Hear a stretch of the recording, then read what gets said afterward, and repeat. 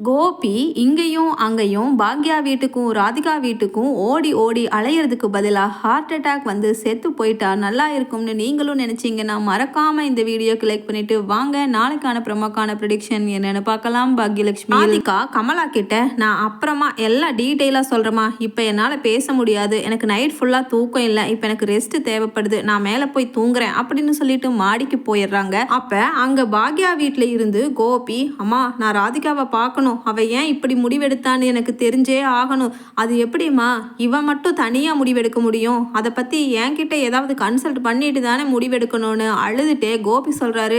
நான் இப்பவே போய் ராதிகா கிட்ட ஏன் இப்படி முடிவெடுத்தாங்கிறத தெரிஞ்சுட்டு வந்துடுறேன் அப்படின்னு வெகு வேகமா வெளியில ஓடி வர்றாரு. அப்ப ஈஸ்வரி சொல்றாங்க, டேய் கோபி, இந்த டைம்ல நீ தனியா அதுவும் இப்படி கவலையில போகும் பொழுது நீ எப்படிடா வண்டி ஓட்டிட்டு போவ, செழியனை உதவிக்கு கூட்டிக்க, செழியா போடா, உங்க அப்பா தனியா போறான் பாரு, ஏதாவது அட்டாக் வந்துருச்சுன்னா முதல்ல ஒரு டைம் கார் டிரைவ் பண்ணிட்டு இருக்கும் பொழுது தானே அட்டாக் வந்துச்சு, டேய் செழியா போடா அப்படின்னு சொல்லும் பொழுது அங்க ஸ்பீடா போய் கார்ல ஏறி உட்காந்துட்ட கோபி, அம்மா நோ நோ, எனக்கு ஒருத்தர் ஹெல்ப் வேண்டாம், செழியா நோ, ஐ வில் டிரைவ் அப்படின்னு சொல்லிட்டு பதட்டத்துல காரை எடுத்துட்டு கிளம்பி ராதிகா வீட்டை நோக்கி போறாரு. அவர் கிளம்பி போனதுக்கு அப்புறம் அங்க ஈஸ்வரி, சே இவன் வேற இப்படி தனியா கிளம்பி போறானே, ஆண்டவா என் பையனை காப்பாத்து, அவனுக்கு ஏதாவது வந்துட போகுது, ரொம்ப ஸ்ட்ரெஸ்ஸா இருக்கானே இன்னைக்கு அப்படின்னு சொல்லிட்டு ஒரு மாதிரி அழுகிற மாதிரி சாமியை கும்பிட்டு இருக்காங்க.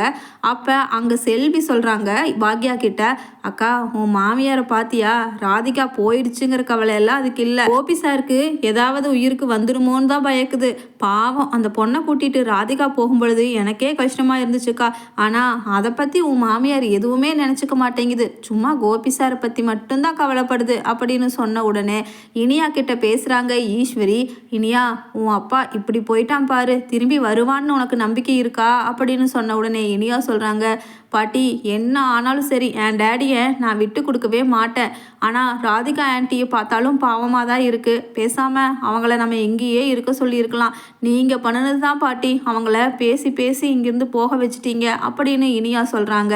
உடனே ஈஸ்வரி சொல்கிறாங்க, ஏய் இனியா, இப்போ ராதிகா அங்கே இருக்கிறதா இங்கே இருக்கிறதான்னு பிரச்சனை இல்லை, எங்கேயாவது உன் அப்பாவுக்கு மூணாவது அட்டாக் வந்து ஏதாவது அவனுக்கு உயிருக்கு ஆபத்து வந்துடுமோன்னு எனக்கு பயமாக இருக்குதுடி, இப்போ ரொம்ப ஸ்ட்ரெஸ்ஸாக போகிறானே அப்படின்னு சொல்லிட்டு ஈஸ்வரி சொல்கிறாங்க. உடனே செழியன் கிட்ட கூப்பிட்டு, டேய் செழியா, இப்போ உங்கள் அப்பாவுக்கு ஃபோன் பண்ணி பாரு, அங்கே போய் சேர்ந்துட்டானா ராதிகா வீட்டுக்குன்னு அப்படின்னு சொல்கிறாங்க. செழியனும் ஃபோன் பண்ணி பார்க்குறாரு கோபிக்கு, ஆனால் கோபி அங்கே டிரைவிங்கில் இருக்கங்காட்டி ஃபோனை அட்டன் பண்ணலை, பார்த்துட்டு கட் பண்ணிவிட்டு மறுபடியும் பாக்கெட்டில் வச்சிடுறாரு. அங்கே ராதிகா வீட்டுக்கு கோபி போய் சேர்ந்துடுறாரு. அப்போ அங்கே கமலா தான் கதவை திறக்கிறாங்க. திறந்து, மாப்பிள்ள வாங்க மாப்பிள்ள அப்படின்னு சந்தோஷமாக கூப்பிடுறாங்க. நல்ல வேலை மாப்பிள்ள, ராதிகா ஏதோ கோபப்பட்டு வந்துட்டா பிள்ளைய கூட்டிகிட்டு, நீங்கள் வராமல் விட்டுருவீங்களோன்னு நான் நிறைய பயந்துட்டே இருந்தேன், இப்போ தான் எனக்கு தூக்கமாக வருதுன்னு மாடிக்கு போனான், நீங்களும் போய் பேசுங்க மாப்பிள்ள அப்படின்னு சொல்லிட்டு கோபியை மாடிக்கு அனுப்பிச்சி வைக்கிறாங்க. அங்கே மாடியில் இருக்கிற ரூம் கதவை தட்டுறாரு கோபி. வந்து கதவை திறக்கிற ராதிகா ஷாக் ஆகி, கோபி நீங்கள் எதுக்கு இங்கே வந்தீங்க, நான் தான் என் முடிவை தெளிவாக அங்கே பாக்யா வீட்லேயே சொல்லிட்டு வந்துட்டேனே, திரும்ப எதுக்கு இங்கே வந்து தேவையில்லாமல் உங்களையும் கஷ்டப்படுத்தி என்னையும் கஷ்டப்படுத்திட்டு இருக்கீங்க அப்படின்னு சொல்கிறாங்க. அப்போவே கமலா சொல்கிறாங்க, ஏய் ராதிகா என்ன சத்தமாக இருக்கு, இங்கே கீழே வா ஒரு நிமிஷம், மாப்பிள்ள ஒரு நிமிஷம் கீழே வாங்க, உங்கள் புருஷன் பண்டாட்டி விஷயத்தில் நான் பேசுறது தப்பு தான், இருந்தாலும் நீங்கள் இவ்வளவு பெருசாக அவள் சத்தம் போட்டு பேசும் பொழுது அவளை கண்டிக்க வேண்டியது என்னோட கடமை, ராதிகா எதுக்காக மாப்பிள்ள கிட்ட இப்படி சத்தம் போட்டு பேசிட்டு இருக்க அப்படின்னு சொல்லிட்டு திட்டுறாங்க கமலா. உடனே ராதிகாவும், அம்மா உனக்கு யார் எக்கேடோ கெட்டு போனாலும் பரவாயில்ல, உன் புள்ள உன் மாப்பிள்ள கூட சந்தோஷமா வாழணும், அது மட்டும்தானே உன்னோட ஆசை அப்படின்னு சொல்லிட்டு நீங்க பேசாம இருந்தேன்னா கொஞ்சம் நல்லா இருக்கும் அப்படின்னு கமலாவை திருப்பி திட்டுறாங்க ராதிகா. உடனே கோபி சொல்றாரு, ராதிகா ஏன் அம்மா மேல இப்படி கோபத்துக்கு போற, மயூரி என்னடா அம்மா கூப்பிட்டாங்கன்னு நீயும் இப்படி திடுதிப்புன்னு டேடியை அங்க அம்போன்னு விட்டுட்டு வந்துட்டியே அப்படின்னு கேட்ட உடனே மயூரி சொல்றாங்க, டேடி அது வந்துட்டு அங்க இனி அக்கா பாட்டி எல்லாரும் சந்தோஷமா இருக்கணும்னா உங்களை அங்க விட்டுட்டு வந்தாதான் நீங்களும் சந்தோஷமா இருப்பீங்க, மற்ற எல்லாரும் சந்தோஷமா இருப்பீங்கன்னு அம்மா தான் சொன்னாங்க, அதனால தான் எல்லாரும் சந்தோஷமா இருக்கிறதுக்காக நம்மளோட ஆசையை விட்டுட்டோன்னா அது ஒன்றும் தப்பில்லைன்னு எனக்கு தோணுச்சு டேடி, அதனால தான் நான் அம்மா கூட வந்துட்டேன் அப்படின்னு சொல்லும் பொழுது கோபிக்கு அப்படியே செருப்பில் அடித்த மாதிரி இருக்குது. ஏன்னா ஒரு சின்ன பொண்ணுக்கு இருக்கிற ஒரு பக்குவம் கூட அப்போ நம்ம பாக்யாவுக்கு துரோகம் பண்ணும்போது இல்லையே. இப்போ நம்ம அம்மா பேச்சை கேட்டு ராதிகாவை தனியாக விட்டுட்டு அதுக்கப்புறம் மறுபடியும் என்ன பண்ணுறதுன்னு வழி இல்லாமல் அங்கே பாக்யா வீட்டுக்கே கூட்டிகிட்டு போய் வச்சோமே. இது எல்லாமே நம்மளோட சுயநலத்துக்காகத்தாங்கிறத கோபிக்கு உரைக்கிற மாதிரி இருந்தது மயூரியோட பதில். உடனே கோபி சொல்கிறாரு, மயூரி இங்கே வாடா அப்படின்னு மயூரியை கட்டி அணைச்சு அழுகிறாரு கோபி. உடனே ராதிகா சொல்கிறாங்க, கோபி நீங்கள் இப்போ பண்ணுறது எதுவுமே தேவையில்லாத விஷயம். என் பொண்ணுக்கு என்ன சொல்லி எப்படி வளர்த்தணும்னு எனக்கு தெரியும். நான் சிங்கிள் பேரண்ட்டாக இருந்தாலும் என் குழந்தைய ரொம்ப தைரியமாகவும் நல்ல முறைக்கும் நான் வளர்த்து தெரியும். அதனால் நீங்கள் தேவையில்லாமல் அவகிட்ட இப்படி பாசமாக காமிச்சு அவளை ஏமாற்றிட்டு அங்கே போகிறது, மறுபடி எங்களையும் அங்கே கூட்டிகிட்டு போய் வைக்கிறது, திரும்பவும் இது ஒரு சர்க்கிள் மாதிரி தான் கோபி வரும். எப்போ நம்ம நிரந்தரமாக ஒரு முடிவு எடுக்கிறோமோ அதோட அதை முடிச்சுக்கணும். அதனால் நான் என் முடிவை நிரந்தரமாக அங்கே பாக்யா வீட்லையே உங்ககிட்ட சொல்லிட்டு வந்துட்டேன். இதுக்கும் மேலே நீங்கள் எங்களை இங்கே வந்து பார்க்குறது தப்பு கோபி அப்படின்னு ராதிகா சொல்கிறாங்க. அப்போ கோபி கேட்குறாரு, என்ன ராதிகா இப்போ நீ அங்கே இருந்து கிளம்ப சொல்லி பாக்யா சொன்னாலா? இல்லை நீ ஏன் அவசரப்பட்டு கிளம்பி வந்த அப்படின்னு சொல்லும் பொழுது ராதிகா கேட்குறாங்க, என்ன கோபி உங்களுக்கு வெக்கமாகவே இல்லை இப்படி பேசுறதுக்கு? இப்போ இதே வீட்டில் என்னுடைய எக்ஸ் ஹஸ்பண்டை கூட்டிகிட்டு வந்து வச்சேன்னா நீங்களும் இங்கே சந்தோஷமாக வாழ்வீங்களா? நான் 2 பேர்த்து கூடவும் வாழ்ந்தேன்னா உங்கள் மனசு ஏற்றுக்குமா? சொல்லுங்க கோபி அப்படின்னு சொல்லிட்டு கேட்குறாங்க நாக்கப்படுங்கிற மாதிரி ராதிகா. உடனே கோபியும் அப்படியெல்லாம் முடியாது ராதிகா, கண்டிப்பாக என் மனசு ஏற்றுக்காது அப்படின்னு வெட்கி தலை குனியறாரு. அப்படித்தானே இருந்திருக்கும் பாக்யாவுக்கும்.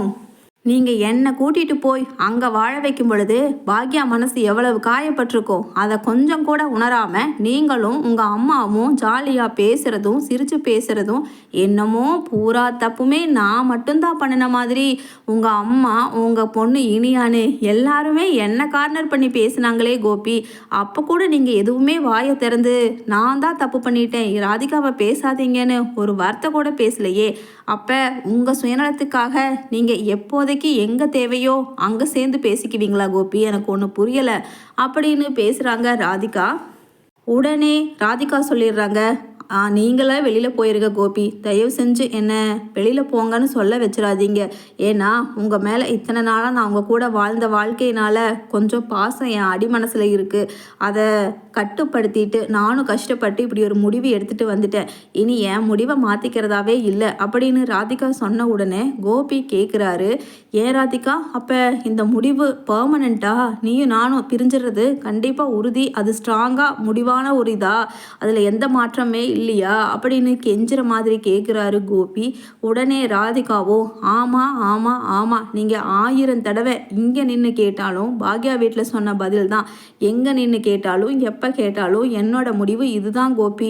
நானும் என் குழந்தை மயூரியும் எங்களோட எதிர்காலத்தை பார்த்துக்கிறதுக்கு என்னென்ன பண்ணணுமோ எல்லாம் பண்ணிட்டோம். அதனால் நீங்கள் உங்களோட குடும்பத்தை பார்த்துட்டு அங்கே சந்தோஷமாக இருங்க கோபி அப்படின்னு ராதிகா கையெடுத்து கும்பிடுறாங்க. அதே சமயம் பார்த்து அங்கே ஈஸ்வரி கிட்ட இருந்து ஃபோன் வருது. உடனே கோபி எடுக்கிறாரு. அப்போ ராதிகா கேட்குறாங்க, யாரு? உங்கள் அம்மா தானே? நீங்கள் என்னமோ சின்ன குழந்த மாதிரி இங்கே நீங்கள் வந்தங்காட்டி நான் ஏதாவது மறுபடியும் அவங்க பையனை பிடிச்சு வச்சுக்கணும்னு நினச்சிட்டு உங்கள் அம்மா கால் பண்ணியிருப்பாங்க கோபி. எடுத்து பேசுங்க, நீங்கள் எடுத்து பேசலைன்னா உங்கள் அம்மா மனசு அங்கே காயப்படும் அப்படின்னு சொல்லிட்டு கை கட்டி நின்றுக்கிறாங்க.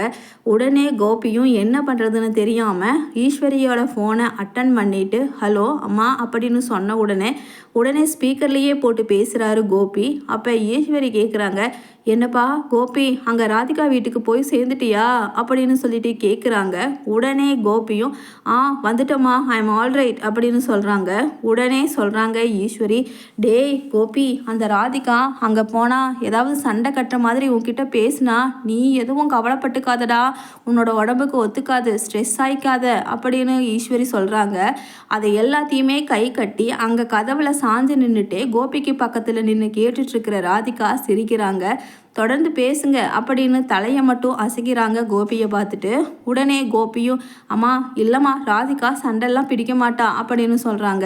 உடனே ஈஸ்வரியும் டேய் எனக்கு அவளை பற்றி தெரியாதா, அவள் எப்போவுமே உன்னை தனியாக கிடைக்கும் பொழுது சண்டை போட்டே தானே அங்கேருந்து உன்னை அனுப்பிவிட்டா, அதனால் அவள் என்னதான் உன் கூட வாக்குவாதம் பண்ணினாலும் நீ எதுவும் சண்டை பிடிக்க வேண்டாம்டா. அது மட்டும் இல்லாமல் அவள் ஏதாவது உன்னை டென்ஷன் ஆகிற மாதிரி பதில் சொன்னாலும் நீ அதை பற்றி கவலைப்பட்டுக்க வேண்டாம். நீ யாரும் இல்லாத அனாதை கிடையாது கோபி. ராதிகா உன்னை வேண்டான்னு வெளியில் போக சொன்னாலும் திரும்பி இங்கே வந்துடுடா. நான் உன் அம்மா குத்துக்கல் மாதிரி இன்னும் உயிரோடு தான் இருக்கேன் அப்படின்னு சொல்லிட்டு ஈஸ்வரி சொல்கிறாங்க. டேய் கோபி, மத்தியானம் இங்கே வந்துடு லஞ்சுக்கு, நான் எல்லாம் ரெடி பண்ணி வச்சுருக்கேன் அம்மா அப்படின்னு சொல்லிட்டு ஃபோனை வச்சிட்றாங்க. உடனே இங்கே ராதிகா பேச ஆரம்பிக்கிறாங்க கோபி கிட்ட. என்ன கோபி, உங்கள் அம்மா பார்த்தீங்களா, இன்னும் 100 ஜென்மம் எடுத்தாலும் உங்கள் அம்மா திருந்த மாட்டாங்க. ஏன்னா நீங்கள் அவங்களுக்கு கை குழந்த மாதிரி. அது தப்பில்லை, அம்மா பாசம் எல்லா குழந்தைங்களுக்கு மேலேயுமே இருக்கும். அந்த பாசம்தான் உங்கள் அம்மா காமிக்கிறாங்க. ஆனால் இருந்தாலும் இங்கே இதில் இன்னும் 2 பொண்ணுங்க அவரோட மனைவிங்க சம்மந்தப்பட்டிருக்காங்கன்னு சொல்லும் பொழுது அவங்க பக்கம் இருக்கிற நியாயத்தையும் உங்கள் அம்மா நினச்சி பார்த்து பேசணும் ஒரு பொண்ணாக இருந்து. அதை தவற விட்டுடுறாங்க. அது தப்பில்லை, உங்கள் மேலே அவங்க வச்சிருக்கிற பாசம். ஏன்னா இதோ நிற்கிறாங்களே மகராசி, ஏன் அம்மா கமலா, அவங்க கூட அவங்க பிள்ளைக்காகத்தான் சுயநலமாக யோசிச்சிருக்காங்க. எங்கள் அம்மாவோட சுயநலத்துக்கு பலியானது பாக்யா, உங்கள் அம்மாவோட சுயநலத்துக்கு பலியானது ராதிகா. அதனால் கிளம்புங்கன்னு சொல்கிறேன்.